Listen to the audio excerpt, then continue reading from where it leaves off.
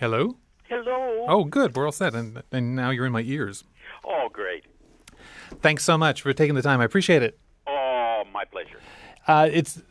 The movie is so much fun, and I want to talk immediately about that wonderful last scene with you and Maude Frickert. I did it. So to give him some wonderful exposure. I can't imagine that took too much convincing for you to do that.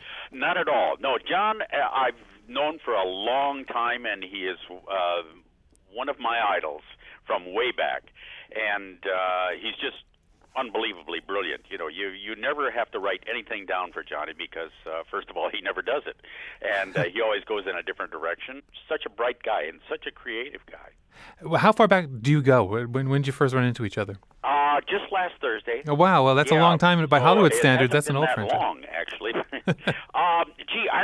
I knew Johnny before I knew him. You know, I knew him from albums and appearances that he had made. Did you ever undress in front of a dog? So I had known him or of him a long time before I ever met him, but I don't think I really actually met him until I came out here. One of the amazing things about I think one of the appeals of watching Jonathan Winters is you can almost see his mind working.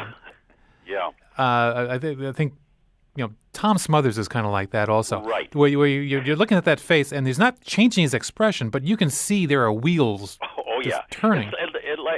There are a few people like that. Don Knotts was one of them, too. You could read everything on Don's face. You know, you just knew that he was going for something the minute he started screwing that mouth up. There's one question I'm asking everyone these days because I'm doing a book about neglected movies, films that people have otherwise missed and they shouldn't have. And you've made a few films. I'm wondering if there's any Tim Conway movie that you wish more people had gotten a look at. Gee willikers, gully holy. Yeah, there were a couple of them. One was called They Went That Way and That Way with fellow Chuck McCann about two... Chuck McCann. I grew up watching him on Channel 5 in New York. Yeah, right, out of New York? Yep. Yeah. He's working with me now.